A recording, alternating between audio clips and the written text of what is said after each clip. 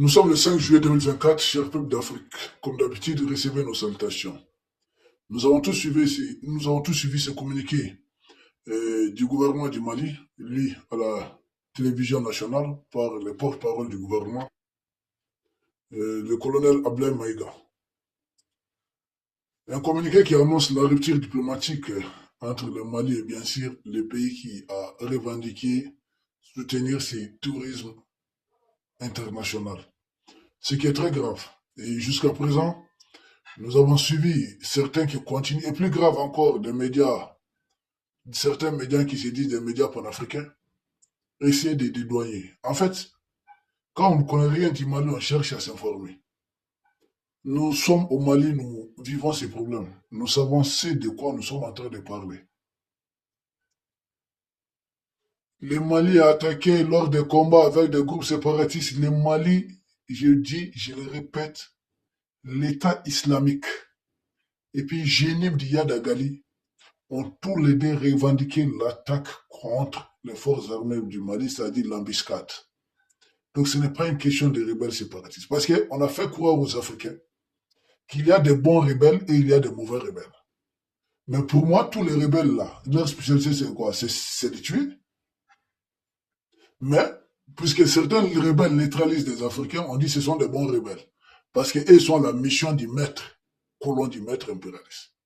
D'autres sont des mauvais rebelles et il faudrait les appeler touristes ou d'autres il faudrait les appeler djihadistes. Le dénominateur commun de toutes ces appellations, c'est quoi? C'est que c'est des gens qui prennent des armes et qui s'attaquent à des forces étatiques. Donc c'est du terrorisme. C'est des gens qui intimident les populations civiles, qui obligent les gens à coopérer. C'est du terrorisme. Pourquoi on va chercher des définitions du terrorisme très loin? Le Mali a fait le communiqué et il y a cette rupture diplomatique. Et le Mali ne s'est pas limité à ce niveau. Le Mali va poursuivre les auteurs de cette déclaration et même les pays en question devant toutes les instances internationales. Parce qu'il est inadmissible. Jusque-là, nous avons vu au moins une sorte d'unanimité dans le monde. Tout le monde parle du terrorisme, même si nous savons que certains le combattent peut-être dans un autre pays, mais le soutiennent en Syrie, ou bien les soutiennent ailleurs, les financent quelque part. Ça dépend des intérêts. Parce que cette question du tourisme, là, c'est un outil géopolitique qui, en réalité, lutte pour la fin du tourisme, parmi toutes ces puissances. Qui lutte réellement, sincèrement, pour la fin du tourisme? Nous autres Africains ne sommes pas des enfants, tombés de la dernière pluie. Comment un pays, si un pays, imaginez une seule seconde, qu'un pays africain revendique une attaque terroriste contre un pays européen ou bien quelque chose comme ça, quel serait le sort de ces pays? Mais ces pays sera châtié, au risque d'être bombardé et détruit même. Là, Kadhafi a simplement dit qu'il va lancer une opération pour libérer la localité de Benghazi. Mais ils ont fait lever un mandat international pour les combattre. Quand les deux Corées ont voulu se réunir, s'unifier, qu'est-ce qui s'est passé? Ils ont, ils ont levé un mandat de l'ONU pour combattre, empêcher cela. La guerre du Vietnam, c'était pourquoi? C'est parce que le Nord voulait se réunir avec le Sud. Mais ils ont tout le temps, des gens qui ont tout le temps œuvré comme ça. Comment un pays d'un autre continent, si vous avez des problèmes avec des gens, je sais pas, des risques et autres, mais réglez ça là-bas. Ils ont leur pays. Et j'ai vu certains Africains développer des arguments bidons qui ne tiennent pas debout.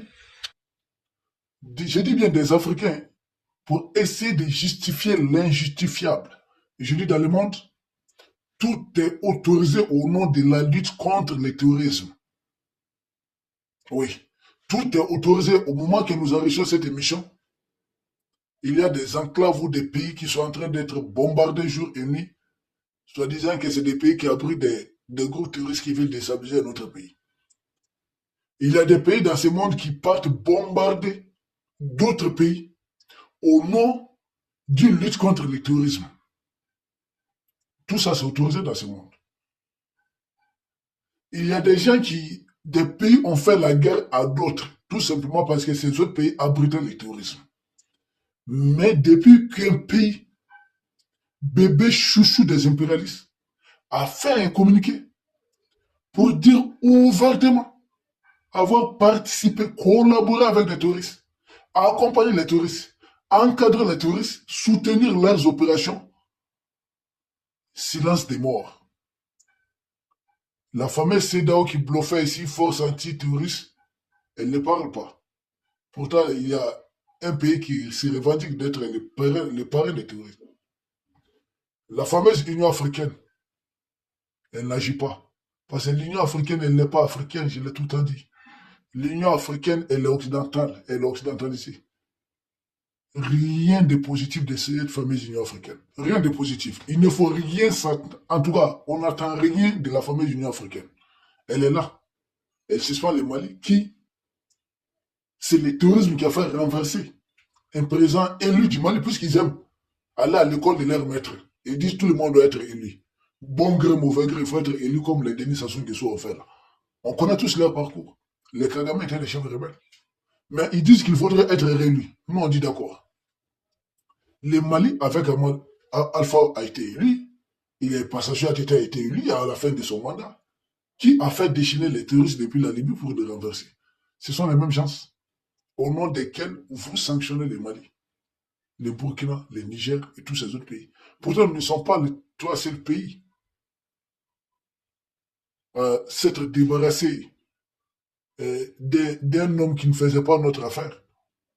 D'autres pays l'ont fait. Ils ont été plébiscités. Macron a été jusqu'à introniser le président du Tchad. Ça s'est fait oui ou non? Juste une question. Ça s'est fait oui ou non? Les Ouattara qui disent ne pas s'afficher avec des putschistes et autres, Ouattara a pris beaucoup de photos avec le président du Gabon.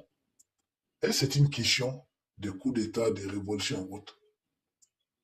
Et quand la France a fait sa révolution jusqu'à aller exécuter les rois, ils ont parlé d'une révolution. Mais quand les Maliens sont sortis aussi se révolter, on dit non, ce n'est pas une révolution, c'est un coup d'État, il faut les sanctionner. Parce que ça ne va pas dans le sens des intérêts des maîtres de certains. Il y a un pays qui revendique publiquement soutenir le terrorisme. Jusque-là, on a entendu des simples communiqués, parce que c'est l'enfant chouchou du maître. Si vous communiquez contre lui, vous allez perdre votre fauteuil présidentiel. Vous communiquez contre lui, vous ne serez plus ministre. Oui, c'est l'enfant chouchou du maître. Il doit être traité comme tel. Il est le seul à avoir droit de revendiquer des attaques terroristes dans des pays qui sont loin, loin, loin de ses frontières. Et nous, nous savons tous que ce pays n'a pas les moyens militaires, n'a pas les moyens techniques, n'a pas les moyens financiers de venir mener de telles opérations ici. Ce sont ces maîtres qui ont fait de telles opérations. Oui, ce sont ces maîtres. Lui-même, il va quémander le matériel. Il supplie pour avoir des hommes. Il demande à rapatrier ses réfugiés pour qu'ils combattent. Ce n'est pas lui. Lui, il est devenu quelque chose, c'est-à-dire les autres font leur action, on lui fait porter les chapeaux. Et il revendique publiquement, oui, c'est moi qui ai fait. De toutes les façons, lui ou pas, nous savons des gens qu'on a neutralisés. Nous savons leur nationalité. C'est pas de communication comme ça. D'abord, ils ont commencé, ouais, Azawa, des groupes séparatistes. On a dit, attendez, arrêtez avec ça. C'est du farfelu. Ce qui est derrière là, nous le savons. Il n'y a aucune région au Mali qui s'appelle Azawad. Nous, on ne connaît pas ça ici. C'est une invention de la gente franco-algérienne.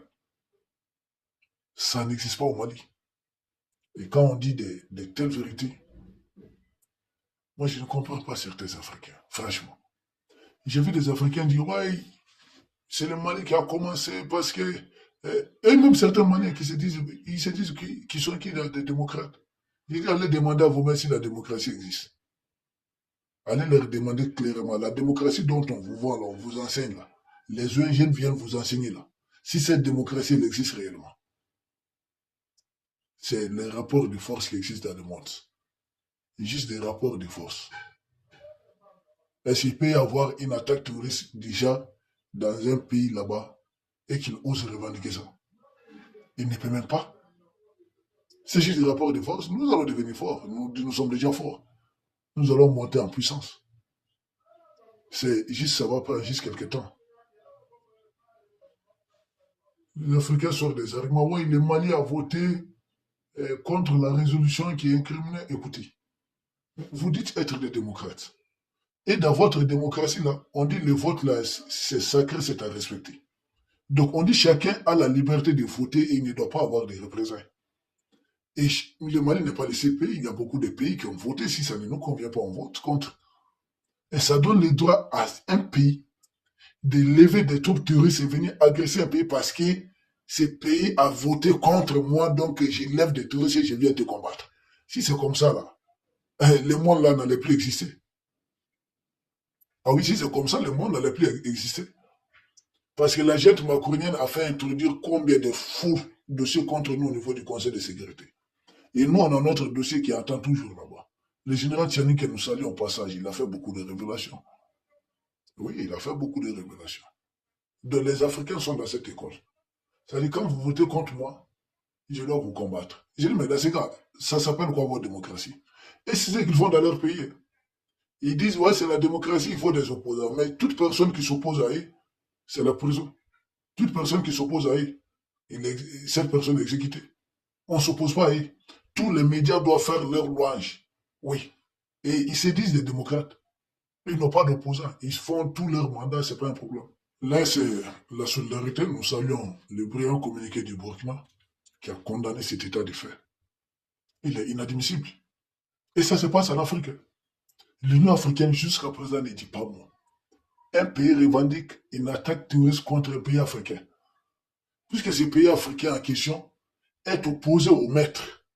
Tout le monde dit, ah, c'est l'enfant têtu, c'est l'enfant terrible, c'est l'enfant redoutable du quartier qui défie tout le monde. Oui, nous autres, on les laisse faire face au maître. Et vous dites après, ouais, pays frère, pays ami, les relations internationales sont vraiment teintées d'hypocrisie. Ah oui, vraiment teintées d'hypocrisie. Les peuples maliens, nous avons porté plainte, mais nous savons que ça ne va pas servir à grand chose. C'est juste symbolique. Ce sont les mêmes gens qui tiennent toutes ces institutions internationales. Le Mali va continuer le combat et nous savons ce qu'il faut faire. Notre état-major a communiqué. Nous avons combattu face à une coalition tout autour de 5 à 10 pays. Ils le savent. Ils savent de quoi. Tout le monde sait de quoi nous sommes en train de parler. Ce pays qui a revendiqué ces JC, voilà, qu'on a affiché comme ça. Sinon, tout le monde sait que ce pays n'a pas de moyens. Maintenant, derrière, je vois certains aussi, certains médias panafricains, qui essaient de dédouaner Algérie et autres. Je dis, écoutez, ce n'est pas de notre souhait d'acquiser ou de faire quoi que ce soit contre les Algériens. Parce que dès qu'on dit une vérité sur l'Algérie, c'est le Maroc qui est derrière vous. Dites, mais vous, Maroc, là, c'est quoi notre problème? Si vous avez un problème avec le Maroc, allez régler ça. Vous êtes frontalier, non? Allez régler ça. Nous, on n'a aucune frontière avec le Maroc. Mais c'est le régime actuel algérien qui a beaucoup contribué. La zone de combat, c'est à moins de 18 km de la frontière algérienne. Tous les autres pays sont à plus de 300 km des zones de combat. Les pays les plus proches, c'est l'Algérie. Et tout le monde connaît la force des renseignements algériens au niveau du nord du Mali et du Niger. Ils ne pouvaient pas avoir de tels combats. Et l'Algérie a amassé beaucoup d'hommes tout au long de sa frontière. Nous savons ce qui s'est passé. C'est bien. Les blessés ont été soignés de l'autre côté, ils ont tout fait. Parce qu'ils sont convaincus, ils sont dans un projet que les quelques éléments qui revendiquent l'indépendance d'une grande partie du territoire malien sont des gens comme eux, donc qui ont le droit naturel de régner sur nous. Ça, c'est juste des raisons racistes que nous condamnons. C'est pas ça, les Mali, c'est les Mali. Et aussi, ils ont 5% des gens comme nous là-bas chez eux, qui acceptent aussi que ces gens-là prennent leur indépendance. C'est quoi ça? Pourquoi ça? Des gens du Front Polisario qui ont participé au combat. Qui a entretenu le Front Polisario? C'est pas l'Algérie. Arrêtez de vouloir endormir des gens. Votre état commun, un truc qu'on vous envoie sur les médias, traiter des gens, des Marocains, financés par moi, j'ai jamais été au Maroc. Ou bien au contraire, moi j'ai été en Algérie. Moi j'ai été en Algérie. J'ai voyagé par Air Algérie. Je n'ai jamais voyagé par Air Maroc. C'est quoi cette histoire? Arrêtez de mettre les gens. Vous commettez des actes ignobles contre des voisins, des pays qui vous ont aidé à accéder à l'indépendance. Nous avons fait dégager des bases françaises du nord du Mali pour vous permettre, pour ouvrir un front au sud algérien contre la France. Et c'est à ce prix que vous êtes allé à l'indépendance. 2 ans simplement après l'indépendance du Mali, tellement l'apport du Mali était considérable et d'autres pays révolutionnaires. Vous avez pu accéder à l'indépendance. Et c'est vous aujourd'hui qui vous allez au même colon pour essayer de nous déstabiliser. Depuis quand des hommes des Zelensky peuvent se pointer à la frontière avec l'Algérie sans que Alger ne puisse lever le petit doigt? Qui ne dit mot consent? Nous, on vous comprend. Nous savons que.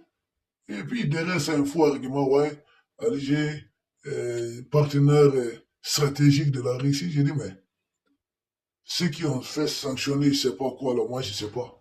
Où est-ce que Alger, qui est le plus gros client du pétrole et du gaz algérien? C'est qui dans ce monde? Sortez-nous dans ça. Nous, on ne veut pas se mêler de tels dossiers. Mais de grâce, arrêtez de vous mêler de nos affaires internes. Le ministre des Affaires étrangères algérien a été clair. Il a dit A plus B quand le Mali s'est retiré de l'accord d'Alger, que le Mali va regretter de tels actes, mais c'est dans son communiqué. Allez lire le communiqué. Et le Mali actuel avance à pas sûr. Nous avons, les combats ont été durs, 3 jours de combat. Nous avons compris. Et il y a eu le deuxième round déjà. Beaucoup ont laissé leurs sandales, leurs chaussures. Tous ces pays-là, je ne sais pas. Et quand on parle, donc vous êtes contre tout le monde. Non, c'est tout le monde qui se met au service du maître. Ça dit tout le monde est en train de révéler son vrai visage. Et s'il le faut, oui, nous sommes prêts à combattre. C'est tout le monde dont vous êtes en train de parler. Nous nous sommes préparés, nous sommes 3 pays. Je pense, certains pays doivent réfléchir bien dans ce qu'ils sont en train de faire. Certains, pour terminer, diront, nous suivons, que la CEDEAO a pondu un communiqué. Pourquoi on n'en a pas parlé d'ailleurs? Parce que ça ne sert pas, ça ne vaut pas la peine. D'abord, l'attaque contre les forces armées du Mali a eu lieu, ça fait plusieurs jours. Le Mali s'est battu pour se dégager de ça. Il y a une riposte du Mali et du Burkina. En troisième lieu, plusieurs jours, rien. Le Sénégal a fait son communiqué. Après qu'une ambassade au niveau du Sénégal ait réclamé cela. Cinquièmement, c'est maintenant que la CEDEAO fait son communiqué. Et dans le communiqué, c'est pourquoi j'ai réservé ça à la toute dernière partie. Pour moi, ce n'est pas un communiqué. La CEDEAO fait son communiqué pour présenter ses condoléances, et voilà, attaque contre les femmes. Non, mais qui a attaqué le FDS du Mali? Ça, il faudrait dire ça dans le communiqué. Quel est le pays qui revendique l'attaque terroriste contre le Mali? Ça, c'est le deuxième point. Troisième point, quelles mesures la fameuse CEDEAO envisage contre ces pays qui déclarent soutenir des actions terroristes contre les pays africains? Voici, entre autres, ce que la CEDEAO pouvait dire. Mais rien. Rien. Elle n'a rien dit de plus. Simple communiqué, la peur. C'est-à-dire, tout ça là, c'est des gens qui ont les mêmes boss. Donc pour nous, il n'y a pas eu de communiqué de la CEDEAO. C'est de n'importe quoi. Ce n'est pas un communiqué. La CEDEAO n'a pas communiqué. L'Union africaine n'a pas communiqué. Parce qu'il faudrait distinguer, il faudrait faire la différence entre parler et communiquer. Ou bien écrire simplement et communiquer. Communiquer par rapport à un sujet, cela implique certaines choses. Qu'est-ce qu'on doit avoir comme contenu du document? Qu'est-ce qu'il faut avoir comme contenu du document? C'est de cela qu'il est question. Mais les documents en question de la CEDEAO, là, quand vous regardez à l'intérieur, il n'y a rien. Qui a attaqué les forces de défense et de sécurité du Mali? Quel est le pays comment qualifier cette attaque? C'est du terrorisme. Quel est le pays qui revendique cette attaque terroriste? Ce pays est allié à qui? Au même maître de la CEDEAO. Donc nous, on ne s'attendait à rien et il n'y a eu rien de tel de la part de la CEDEAO. Il n'y a pas eu de communiqué de la CEDEAO. Voilà. La CEDEAO n'a pas communiqué pour nous. C'est juste de n'importe quoi. Ce n'est pas un communiqué. Et cher peuple d'Afrique, on avance. Et pour terminer, cher peuple d'Afrique, vous avez suivi avec moi la sortie du général Tchani qui a donné des preuves à l'appui des dates des hélicoptères de la junte macronienne qui viennent livrer des armes flambant neuves aux terroristes de Boko Haram. Vous avez suivi l'interview du général Abdourahmane Tiani. Il n'y a pas plus aveugle que celui qui ne veut pas voir. Les preuves sont là. Il cite des noms, des localités où des aérodromes ont été aménagés pour attaquer le Niger. Des instructions données aux groupes touristes pour saboter l'agriculture et la culture au niveau du Niger, de la région de Tilaberi. Mais la même chose s'est passée au Mali. Des champs arrivés à maturité, ils partaient faire brûler les champs. Là, Tiani dit avoir des preuves. Et quand on les disait, ah non, c'est du populisme, c'est faux, vous mentez. Voilà. C'est un président qui vous le dit. Et il vous donne les. C'est-à-dire, il cite les endroits avec précision. Il donne des dates. Comment des pays qui prétendent être des garants des droits de l'homme, mais qui viennent faire des rébellions partout en Afrique, qui soutiennent du tourisme, qui poussent des gens à faire brûler des récoltes et ensuite font envoyer certaines ONG pour dire aide humanitaire. Or, nous savons, lors de la guerre de Biafra, toutes les armes qu'on envoyait aux rebelles, aux hommes du colonel Okuju, qu'est-ce qui s'est passé? C'est des armes qui partaient de chez Oufou Boigny avec des fameuses aides humanitaires. Oui, des avions partaient comme ça, mais tout était bourré des armes. Nous, on sait ce qui se cache aussi derrière ça. Comment on fait exprès de... Mais quand est-ce que nous autres Africains, on va réellement comprendre? On vous affame par exprès et on vous envoie quelques miettes, mais à travers ça, il y a autre chose derrière. Et quand vous refusez, ah, c'est un régime cruel, un régime qui n'aime pas son peuple, un régime qui empêche la venue de l'aide humanitaire. Est-ce réellement il s'agit de l'aide humanitaire? Il s'agit de cela. Voici des gens comme ça, qui appuient des gens, qui revendiquent des attaques terroristes contre des... Et puis ils sont surpris de dire, on est en train de parler de l'Afrique, on est en train de parler de l'Afrique, ne vous appartient pas. Et si les Africains prennent leur distance, mais à cause de tels agissements, comment vous pouvez proclamer haut et fort que vous soutenez le terrorisme contre les pays africains? Et vous voulez au même moment que les pays africains vous accueillent à bras ouverts.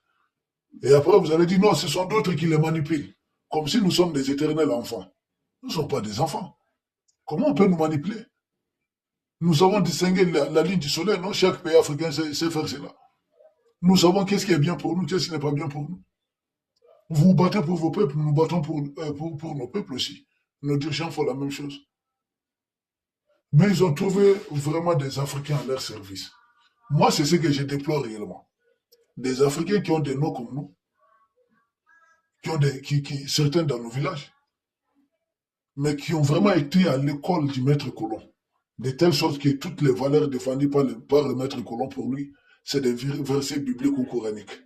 Ah non, non, non, ça c'est de la religion, totalement. Lui, il doit suivre ça aveuglément. Le maître a dit il faut une telle démocratie, il le faut. Elle s'est adaptée à son pays, à sa culture, et il s'en fout. Le maître dit voici, les droits d'une telle personne doivent être respectés parce que c'est mon choix. Donc, droit de l'homme. Vous attaquez à l'autre. Voici le maître dit non, lui, c'est pas terroriste, c'est rebelle. Mais les deux te tuent. Et tu suis ça aussi tranquillement. Oui, non, non. Faut distinguer terroriste et rebelle. C'est de l'enfant. Et vraiment, Dieu aide l'Afrique. Et que les Africains aident l'Afrique. Parce que longtemps, nous, Africains, nous sommes allés dans les églises, dans les mosquées, demander, prier Dieu simplement. Les gens qui ont des églises, ils ont des mosquées. Il faut le combattre sur le terrain. Oui, le tourisme, là, ça se combat. Ça se comprend. Ça se combat sur le terrain, pardonnez-moi. Et ce qu'ils font là, la colonisation vers le néocolonialisme là, ça se combat sur le terrain. Ah, ça se combat. Tout ça là, ça se combat. Cher peuple africain, à l'heure des batailles, cette lutte de libération ne fait que commencer. Les pays de l'Est avancent bien. Depuis que ces gens-là qui agissaient à visage caché, s'ils commencent à agir maintenant à visage découvert, dites-vous que ça ne va plus. C'est-à-dire les trucs qu'ils faisaient en bas là, ça ne fonctionne plus. Ils sont maintenant en train de s'afficher au grand jour que ce sont eux. Et nous avons compris, on avait besoin d'eux effectivement au grand jour. Oui, on avait besoin d'eux au grand jour. Les pays de l'Est ne demandent pas beaucoup plus de renforts. Cher peuple d'Afrique, l'Afrique va se libérer. C'est la libération de l'Afrique qui est en cours.